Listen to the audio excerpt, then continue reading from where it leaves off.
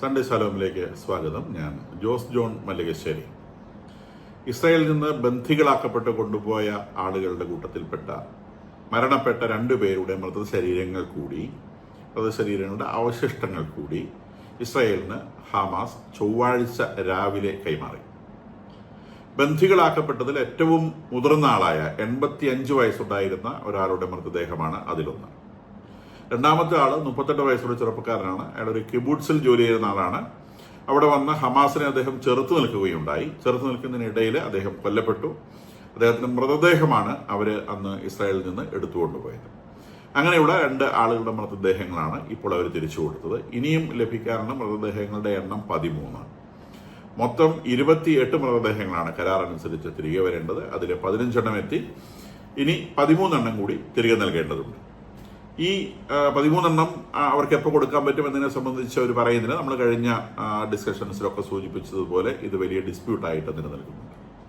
അതിനിടയിൽ തിങ്കളാഴ്ച വിറ്റ്കോഫും ജറേഡ് കുഷ്ണറും അവിടെ എത്തിയ കാര്യം നമുക്കറിയാം, അമേരിക്കയിൽ നിന്ന്. കൂടാതെ ചൊവ്വാഴ്ച അമേരിക്കൻ വൈസ് പ്രസിഡന്റ് JD വാൻസും ഇസ്രായേലിൽ എത്തിയിട്ടുണ്ട്. ആരും മടങ്ങിപ്പോയിട്ടില്ല. അവിടെ ചർച്ചകൾ തുടരുകയാണ്. അപ്പം അമേരിക്ക എത്ര ഗൗരവത്തോടെയാണ് ഈ വിഷയത്തെ കൈകാര്യം ചെയ്യുന്നത് എന്നതിൻ്റെ വ്യക്തമായ സൂചനയാണിത്. കാരണം അത്രയും ടോപ്പ് ഒഫീഷ്യൽസ് ദിവസങ്ങളോളം ഇസ്രായേലിൽ താമസിച്ച് ഈ വിഷയം കൈകാര്യം ചെയ്യണമെങ്കിൽ അമേരിക്ക ഈ വിഷയത്തിലെടുക്കുന്ന താല്പര്യം എത്ര വലുതാണ് എന്നുള്ളത് വളരെ പ്രധാനപ്പെട്ട സംഗതിയാണ്. കാരണം മിഡിൽ ഈസ്റ്റ് എന്ന് പറയുന്നത്, അല്ലെങ്കിൽ അറേബ്യൻ രാജ്യങ്ങൾ എന്ന് പറയുന്നത് അമേരിക്കയെ സംബന്ധിച്ച് വലിയ താല്പര്യമുള്ള മേഖലയാണ്. രാജ്യത്തിന്റെ തന്നെ വലിയ ബിസിനസ് ഇൻട്രസ്റ്റുകളുണ്ട്.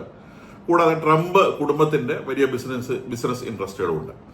അപ്പോൾ ആ മിഡിൽ ഈസ്റ്റിലുള്ള രാജ്യങ്ങളെ ഡിസ്റ്റർബ് ചെയ്യാതെ, അല്ലെങ്കിൽ സീസ് ഫയറിൽ വലിയൊരു വയലേഷൻ ഉണ്ടാവാതെ ഈ കാര്യങ്ങൾ മുന്നോട്ട് കൊണ്ടുപോകണം എന്നുള്ള കാര്യം അമേരിക്കയെ സംബന്ധിച്ച് വളരെ നിർബന്ധമുള്ള സംഗതിയാണ്. നെതന്യാഹുവിനെ സംബന്ധിച്ച് അദ്ദേഹം ഇപ്പോൾ ജീവനുള്ള ബന്ധികളെ തിരിച്ചു കിട്ടി, മിക്കവാറും മൃതദേഹം തിരിച്ചു കിട്ടിയതിനോടനുബന്ധിച്ച് അദ്ദേഹം വളരെ ജുബീലിയന്റ് ആണ് എന്ന് വേണം വിചാരിക്കാൻ. ഇന്നലെ അദ്ദേഹം ഇസ്രായേൽ പാർലമെന്റിനെ ഫേസ് ചെയ്ത സമയത്ത് പറഞ്ഞത്, നമ്മൾ 153 ടൺ ബോംബ് ഹമാസിന്റെ തലയിൽ കൊണ്ട് വാരിയിട്ടു എന്നാണ് അദ്ദേഹം പറഞ്ഞത്. വളരെ ഒരു ലാഘവ രീതിയിലാണ് അദ്ദേഹം പറഞ്ഞത്. കൂടാതെ നമ്മുടെ ജീവനുള്ള ബന്ധികളെ മുഴുവൻ തിരിച്ചു കിട്ടി, ഏതാനും മൃതദേഹങ്ങൾ മാത്രമേ ഇനി തിരിച്ചു കിട്ടാനുള്ളൂ, നമുക്കിനി പ്രത്യേകിച്ച് ആവശ്യങ്ങളൊന്നും സാധിക്കാനില്ല, ഇനി നമുക്ക് ആവശ്യമുള്ളത് ഹമാസിനെ ഉന്മൂലനം ചെയ്യുക എന്നുള്ളത് മാത്രമാണ് എന്നും അദ്ദേഹം അവിടെ പറയുകയുണ്ടായി. കൂടാതെ അദ്ദേഹം പറഞ്ഞു, സമാധാനമാണോ യുദ്ധമാണോ എന്നുള്ളത് നിശ്ചയിക്കുന്നത് ശക്തന്മാരാണ്. അതായത് ശക്തന്മാരായിട്ടുള്ള ഇസ്രായേലാണ് സമാധാനം വേണമോ യുദ്ധം വേണമോ എന്ന് നിശ്ചയിക്കുന്നത്. ഇതിൽ ഹമാസ് ഭീകരർക്ക് പ്രത്യേകിച്ച് റോളൊന്നുമില്ല. ഞങ്ങൾക്ക് വേണമെങ്കിൽ ഞങ്ങൾ യുദ്ധം ചെയ്യും, ഞങ്ങൾ വേണമെങ്കിൽ സമാധാനം പാലിക്കും എന്നുള്ള ഒരു സൂചനയും കൂടിയാണ് അദ്ദേഹം അവിടെ നൽകിയത്. മുൻപ് ഈ ഞായറാഴ്ച ഹമാസ് ഇങ്ങോട്ട് ആക്രമിച്ച കാര്യവും ടാങ്ക് നഷ്ടപ്പെട്ട കാര്യവും 2 ഇസ്രായേലി ഭടന്മാർ കൊല്ലപ്പെട്ട കാര്യമൊക്കെ നമ്മൾ നേരത്തെ ഡിസ്കസ് ചെയ്ത വിഷയങ്ങളാണ്. അപ്പൊ അതിനിടയിലൂടെ ട്രംപിന്റെ വക ഒരു പ്രസ്താവന വന്നിട്ടുണ്ട്. അദ്ദേഹം പറയുന്നു, several countries of the middle east offered to send forces to fight Hamas, അവർ great allies with great enthusiasm and explicitly and strongly they said that they will send troops. അദ്ദേഹം പറയുന്നത്, അദ്ദേഹത്തിന്റെ മിഡിൽ ഈസ്റ്റിലുള്ള വലിയ അലൈസ്, അദ്ദേഹം വലിയ വലിയ വാക്കുകളാണ് ഉപയോഗിച്ചുള്ളത്, അദ്ദേഹത്തിന്റെ വലിയ കൂട്ടാളികൾ, അവരെ വിത്ത് എന്തൂസിയാസം ആൻഡ് വലിയ സന്തോഷത്തോടെ, അതായത് ഇപ്പൊ ഒന്ന് ചെയ്യാൻ വേണ്ടി നിൽക്കുകയാണെങ്കിൽ എത്ര വേഗം ഞങ്ങൾ ഫോഴ്സിനെ അയക്കണം എന്നൊന്ന് പറഞ്ഞാൽ മതി, പറഞ്ഞ പിറ്റേ ദിവസം അല്ലെങ്കിൽ ആ നിമിഷം തന്നെ അയക്കാൻ വേണ്ടി ഒരു ഫോഴ്സ് റെഡിയായി നിൽക്കുകയാണ് എന്നവർ പറയുന്നു എന്നാണ് അദ്ദേഹം പറയുന്നത്. അത് വളരെ വ്യക്തമായിട്ട് എക്സ്പ്ലിസിറ്റ്ലി ആൻഡ് സ്ട്രോങ്ലി, വളരെ ശക്തമായും വ്യക്തമായും അവർ പറഞ്ഞിട്ടുണ്ട് എന്നാണ് അദ്ദേഹം പറയുന്നത്. അദ്ദേഹത്തിന്റെ ഒരു എക്സ് പ്ലാറ്റ്ഫോമിലുള്ള ഒരു പോസ്റ്റാണ്. അപ്പം മിഡിൽ ഈസ്റ്റിലുള്ള രാജ്യങ്ങളൊക്കെ ഇങ്ങനെ ഫോഴ്സസിനെയൊക്കെ റെഡിയാക്കി ഈ ഇവിടേക്ക് ഹമാസുമായിട്ട് യുദ്ധം ചെയ്യാൻ, ടു ഫൈറ്റ് ഹമാസ് എന്ന വാക്കാണ് അദ്ദേഹം ഇവിടെ ഉപയോഗിച്ചിട്ടുള്ളത്. നേരെ മറിച്ച് രാജ്യങ്ങളുടെ ഒന്നും പേര് അദ്ദേഹം പറയാൻ തയ്യാറായില്ല. ഇപ്പൊ ഈ ന്യൂസ് റിപ്പോർട്ടുള്ള CNN പറയുന്നത് ഇന്തോനേഷ്യ മാത്രമാണ് പീസ് കീപ്പിംഗ് ഫോഴ്സിലേക്ക് ആളുകളെ അയക്കാമെന്ന് പറയുന്നത്. ഇന്തോനേഷ്യ തന്നെ പറയുന്നത് it is peace keeping troops to restore security and stability of the Gaza region എന്നാണ്. അപ്പൊ അവരവിടെ ഒരു പീസ് കീപ്പിംഗ് ഫോഴ്സ് ആയിട്ടേ പോകാൻ ഉദ്ദേശിക്കുന്നു, അല്ലാതെ ഹമാസിനോട് യുദ്ധം ചെയ്യാനൊന്നും ഞങ്ങളില്ല എന്നാണ് ഈ ഇന്തോനേഷ്യൻ ഫോഴ്സിനെ സംബന്ധിച്ച് ജക്കാർത്തയിൽ നിന്ന് ലഭിക്കുന്ന വിവരം. വേറെ ഒരു രാജ്യത്ത് നിന്നും അതാത് രാജ്യങ്ങൾ തങ്ങൾ ഫോഴ്സിനെ അയക്കാമെന്നൊരു വാക്കേ പറയുന്നില്ല. ഇപ്പൊ ട്രംപ് പറയുന്നത് പോലെ അറബ് രാജ്യങ്ങൾ ഉടനെ ഫോഴ്സിനെ അയച്ച് അവിടെ ഹമാസിനോട് യുദ്ധം ചെയ്യാനൊന്നും പോകുന്നില്ല എന്ന് വേണം വിചാരിക്കാൻ. കാരണം ഇസ്രായേൽ പറയുന്നത് ഇപ്പോഴും ഹമാസിന്റെ അണികളിൽ 20,000 ആളുകൾ ഉണ്ട് എന്നാണ്. അതായത് യുദ്ധം തുടങ്ങുന്ന സമയത്ത് അല്ലെങ്കിൽ ഇസ്രായേല് ഗാസയിലേക്ക് ഇൻവേഡ് ചെയ്യാൻ വേണ്ടി ശ്രമിക്കുന്ന സമയത്ത് ഒക്ടോബർ 8, 2023 ഹമാസിന്റെ ഫോഴ്സ് എന്ന് പറയുന്നത് 40,000 ഭീകരപ്രവർത്തകരാണ്. 40,000 well equipped and well trained ഭീകരപ്രവർത്തകരാണ്. ആ 40,000 ഭീകരപ്രവർത്തകരിൽ ഏകദേശം 28,000 മുതൽ 35,000 വരെ ആളുകൾ കൊല്ലപ്പെട്ടിട്ടുണ്ട് അന്ന് ഉണ്ടായിരുന്ന ആളുകളിൽ. എന്ന് പറഞ്ഞാൽ അതിനകത്ത് നിന്ന് പരമാവധി ബാക്കി വരാൻ സാധ്യതയുള്ളത് ഒരു 12 മുതൽ 5 വരെ 1000 ആളുകളാണ്. പക്ഷെ ഇപ്പോഴും ഹമാസില് 20,000-ഓളം ആളുകൾ ബാക്കിയുണ്ട് എന്ന് പറഞ്ഞാൽ കുറെ പിള്ളേരെ കൂടി അവർ സെലക്ട് ചെയ്തിട്ടുണ്ട്. ഈ പിള്ളേരുടെ എല്ലാം കയ്യിൽ തോക്കുമുണ്ട്. അപ്പം അത്രയും മരിക്കാൻ തയ്യാറായി നിൽക്കുന്ന ഈ 20,000 ആളുകളെ നിരായുധരാക്കാൻ പോകുന്ന ഒരു ഫോഴ്സിനെ സംഘടിപ്പിക്കണമെങ്കിൽ ട്രംപ് കുറച്ച് വേർക്കേണ്ടി വരും എന്ന് തന്നെയാണ് നമുക്ക് മനസ്സിലാവുന്നത്. കാരണം ഇദ്ദേഹത്തിന് ഇതിന് ഫോഴ്സ് കിട്ടാൻ സാധ്യതയുള്ളത് ഇപ്പൊ പറഞ്ഞ ഇന്തോനേഷ്യയാണ്. അറബ് രാജ്യങ്ങൾ മീൻസ് സെൻട്രൽ അറബ് രാജ്യങ്ങൾ, സൗദി അറേബ്യയോ അല്ലെങ്കിൽ ഖത്തറോ യുണൈറ്റഡ് അറബ് എമിറേറ്റ്സോ അങ്ങനെയുള്ള രാജ്യങ്ങളൊന്നും തന്നെ ഈ ഒരു ആവശ്യത്തിനായി ഫോഴ്സിനെ വിട്ടുകൊടുക്കാൻ തയ്യാറല്ല. അത് അവർക്കൊന്നും കൊള്ളാവുന്ന ഒരു പട്ടാളമില്ല. രണ്ടാമത് പോയി കഴിഞ്ഞാൽ മരണം ഉറപ്പാണ്. കാരണം ഹമാസുമായിട്ട് അടിപിടി കൂടേണ്ടി വരും. അപ്പൊ അതുകൊണ്ട് അവരതിന് നിൽക്കാൻ സാധ്യതയില്ല. പിന്നെ അയക്കാൻ സാധ്യതയുള്ളത് പാകിസ്ഥാനാണ്, ഒരു രാജ്യം. ആഫ്രിക്കൻ രാജ്യങ്ങളിൽ നിന്ന് ആഫ്രിക്കൻ അറബ് രാജ്യങ്ങളിൽ നിന്ന് ഒരുപക്ഷെ ഫോഴ്സിനെ കിട്ടിയേക്കാം. പക്ഷെ ഇവരൊന്നും വന്ന് ഹമാസിനോട് യുദ്ധം ചെയ്യാൻ മാനസികമായി തയ്യാറാവുമോ എന്നുള്ളൊരു വിഷയം അവിടെ ബാക്കി നിൽക്കുന്നുണ്ട്.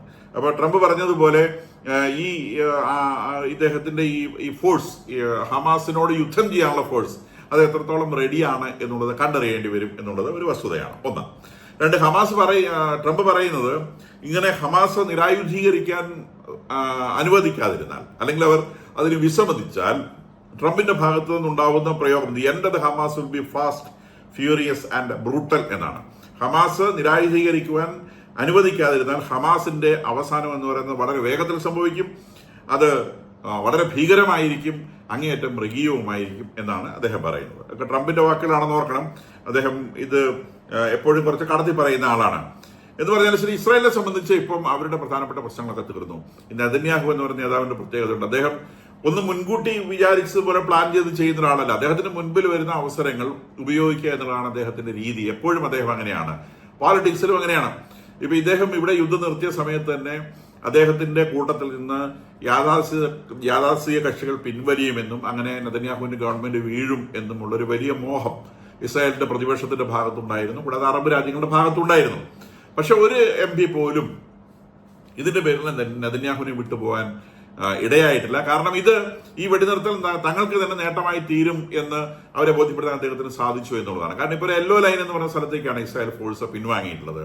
ഈ യെല്ലോ ലൈൻ എന്ന് പറയുന്നത് ഏകദേശം ഗാസയുടെ കൃത്യമായി പറഞ്ഞാൽ 53% ഈ യെല്ലോ ലൈൻ വരയ്ക്കുക വഴി ഇപ്പൊ ഇസ്രായേലിന്റെ കയ്യിലുള്ളത്. ഗാസയുടെ മൊത്തം ഏരിയയിൽ 53% ഇപ്പൊ ഇസ്രായേലിന്റെ കയ്യിലാണ്. ഈ യെല്ലോ ലൈനിന്റെ ഉള്ളിലാണ് അതുള്ളത്. ഇപ്പൊ യെല്ലോ ലൈനിന്റെ പുറത്തുള്ള ഭാഗത്താണ് ഗാസക്കാർക്ക് ഇപ്പോൾ അനുവാദമുള്ളത്. ഈ യെല്ലോ ലൈനെ അപ്രോച്ച് ചെയ്തു എന്നതിന്റെ പേരിലാണ് ഏകദേശം 45 ഗാസ നിവാസികൾ എന്ന് വിളിക്കപ്പെടുന്ന ആളുകൾ കൊല്ലപ്പെട്ടത്. അപ്പൊ ഇത് ഹമാസ് പറയുന്നവരോട് നിരപരാധികളാണ്, കുഞ്ഞുങ്ങളാണ്, സ്ത്രീകളാണ്.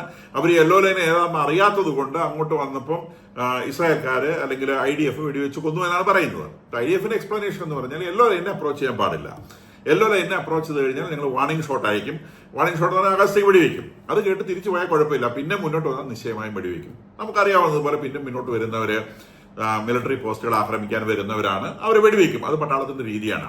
അപ്പൊ നെതന്യാഹു പറഞ്ഞു കുഴപ്പമില്ല, ഈ യെല്ലോ ലൈൻ തിരിച്ചറിയാൻ പറ്റുന്നതിനൊരു പ്രശ്നം ഉണ്ടെങ്കിൽ ഞങ്ങൾ യെല്ലോ ലൈൻ തിരിച്ചറിയാവുന്ന രീതിയിൽ വരയ്ക്കാം എന്നാണ് ഇപ്പൊ അദ്ദേഹം പറഞ്ഞിരിക്കുന്നത്. എന്ന് പറഞ്ഞാൽ യെല്ലോ ലൈൻ എന്ന് പറയുന്നതിലെ കൂടെ ഒരു മതിലിങ് വരും.